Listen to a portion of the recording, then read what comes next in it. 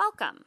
This is the Credit Fraud and Identity Theft webinar brought to you by Amy Barrios, Branch Manager. Now we're going to talk about some ways that you can protect yourself from identity theft. The first one is protect your wallet or your purse. Don't leave your wallet or your purse in an open, unlocked area, or don't leave them laying in the car. Lock them up in a safe place. Protect your mail. Have the post office hold your mail or have someone you know and trust pick it up for you. Don't leave mail sitting in the mailbox for days. Use e-bills and e-statements. Anticipate when your bills are going to arrive. Why? Someone could steal your bill and use your good name and credit to establish service for themselves. Fortunately, a lot of utility companies are sending an address change confirmation to the old and the new address. This is why it's a great idea to get e-bills, and it's also a great idea to get e-statements. E-statements can be printed and stored instead of coming through the regular mail. Don't carry your Social Security card or credit cards that you don't need with you. Leave them at home and locked in a safe place if you're not going to need them. Be sure to anticipate when your check order will arrive and report any lost or stolen checks to your financial institution immediately. Inspect the ATM or gas pump that you're using. If they look unusual, don't use them and report them to an employee. Remember, this is where a criminal would place a skimming device. Make sure you shred important documents that you're finished using. That would include credit card statements, bank statements, pre-approved offers, utility bills, etc. Use a cross-cut confetti shredder versus a vertical or long strip shredder.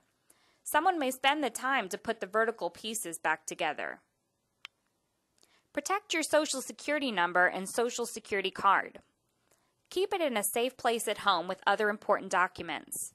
If your insurance card has your Social Security number on it, see if it can be changed. It's also a good idea to take a photocopy of your credit cards, front and back. Keep them in your safe place at home. In case the cards are lost or stolen, it will be easier to contact the creditors to cancel. Resist the temptation to use auto login features, especially for bank and investment accounts. If it asks, click No. If you accidentally click yes, you'll have to clear your computer's cookies to remove it, but it can be removed. Another way you can protect yourself is by using secure websites, like those containing a yellow lock or that have HTTPS in the web address. Also, be wary of unsolicited email links that may take you somewhere that asks for your personal information. Protect your computer. You can go to onguardonline.gov. They have practical tips from the government and technology industry to help you be on guard against internet fraud, secure your computer, and protect your personal information. And always practice computer security. Make sure you have antivirus software, which protects from websites or emails that may have a virus attached. It's good to also install a personal firewall. This helps prevent hackers from getting into your personal computer. When hackers get in your computer, this is where they can install spyware and learn the different websites that you are going to and your passwords. Another good way to protect yourself is to set up a security password at your financial institution or other vendors that you do business with, for example, your phone company or your electric company. This will help them identify you if you call in for information, especially if you're doing a phone transaction. Be careful of account inquiries. If you receive an unsolicited call regarding your bank account, contact your bank to verify the call. Use the Visa phone number on the back of your card versus the number that you have gotten from the unsolicited call. Make sure you know who you're talking to. If you have credit cards that you haven't used in a long time, close them out. Someone could get a hold of your information and try to reactivate them, change the address, and start using them. Take time to read the privacy policies of the companies that you do business with. The policy contains information on how you can opt out of the company selling or sharing your information. The next one is the active duty alert. This is where military personnel can place an active duty alert on their credit report for 1 year.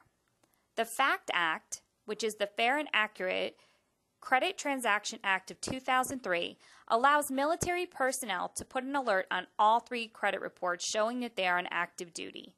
This slows down pre-approval letters that come through the mail. Now we're going to talk about some ways in which you can detect identity theft. The first one is be sure you open all your mail, even your junk mail. There might be a notice in there from a company confirming your new address and you didn't move, or an invoice or communication regarding your recent order of merchandise and you didn't order anything. This is a big red flag. You want to also ask questions if you receive items that you didn't request. Call the company that you received them from and find out why they were delivered to your house. Don't assume it's a mistake. Be sure to always investigate. It's always a good idea to read all your account statements and monitor your accounts online. And if you were denied for a loan, insurance, or employment due to credit, and you thought your credit was good, you definitely want to follow up. If you receive a call from a bill collector, don't assume it's a mistake. Look farther into this situation and find out if there is something wrong with your credit that wasn't caused by you.